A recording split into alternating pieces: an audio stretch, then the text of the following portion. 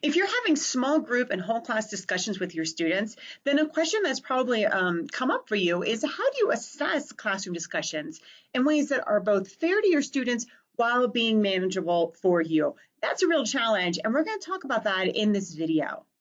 Hi everyone, I'm Lee Hall from Literacy Teachers, and I'm all about giving you the tools you need to inspire, motivate, and change how your students read and write for academic success. If you're new here, make sure you hit the subscribe button so that you get new notifications as I put out new videos each week.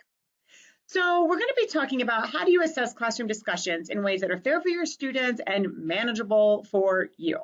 And sometimes there's debate over whether or not we should assess classroom discussions. We're not going to get into that in this video. We're just going to assume that this is something you want to do. And I think it's important to get some kind of a read on what your students are learning, how you can support them in future discussions or in future instruction, and to get them some kind of participation credit, some kind of a grade.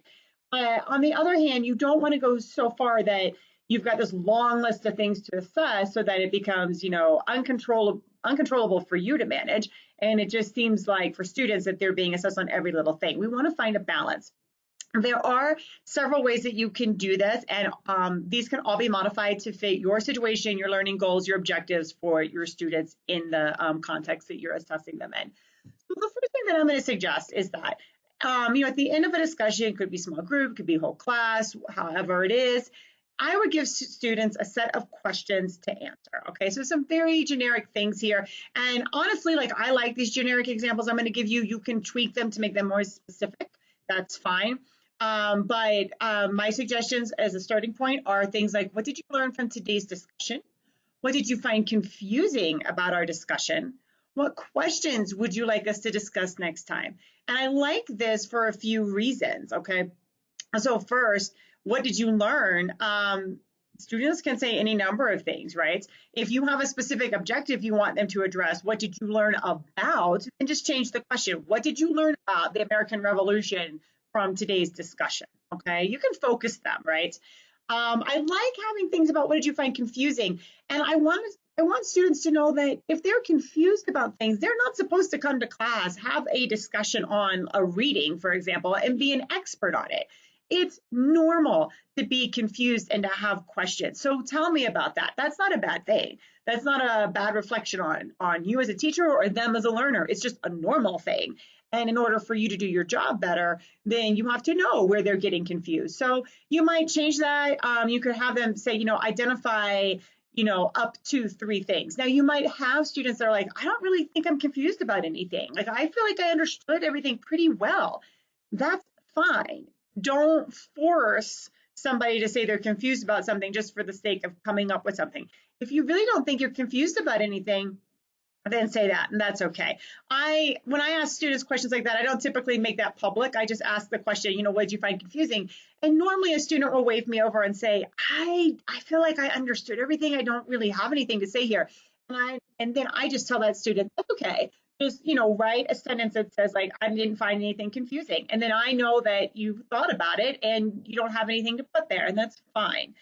And then what questions would you like us to discuss next time? It could be anything, right? It could be questions they're confused about, questions that they're just interested in exploring, whatever.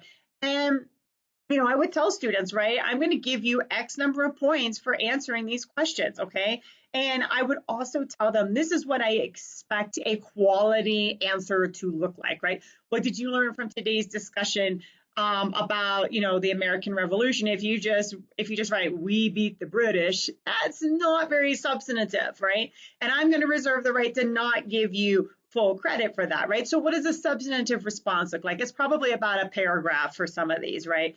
What questions would you like us to discuss next time? I might say, right, identify anywhere from 1 to 5 questions. Just decide, what do you think a substantive answer looks like, and communicate that with the students so that they know what you want, and then, just give them points for it. Sometimes, as part of a discussion, you will have students complete something, right? They might complete something in a small group.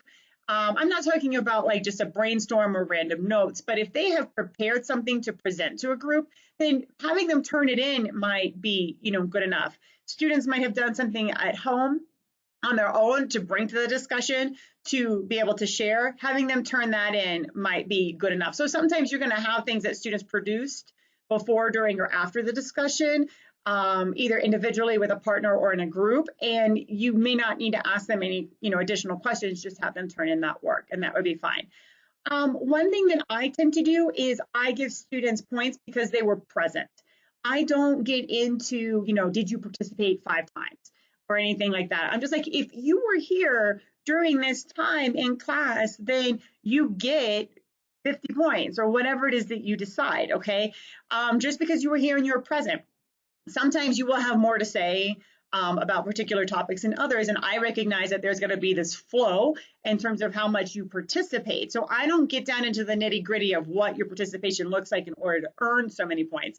If you're there, you get the points. That's not, that's not really assessment in and of, it's not helping you understand what students learn. But I think it tells students your participation and your presence here matters. And I'm going to give you points because you were here and you get it. Okay.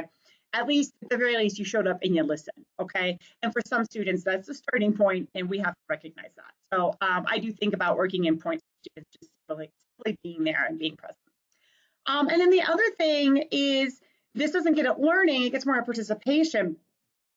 Periodically, have students self-assess their participation. Now, sometimes people talk about doing peer assessments where, you've been in a group and as a member of that group, if there's 3 other people in the group with me, I assess them based on some kind of survey or a set of questions that the teacher has provided me.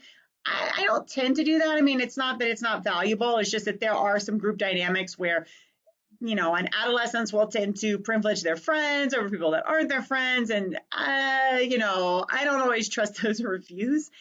So, and I can see a lot of what's going on anyways by walking around the class.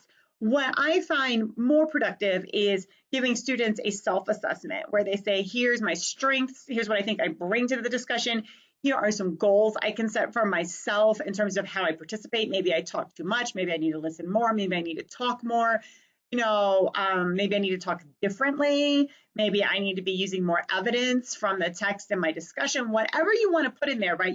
That you've been working on with students around discussion, you can put it in there, have them self-assess themselves, and set some goals for how they would like to participate in the future.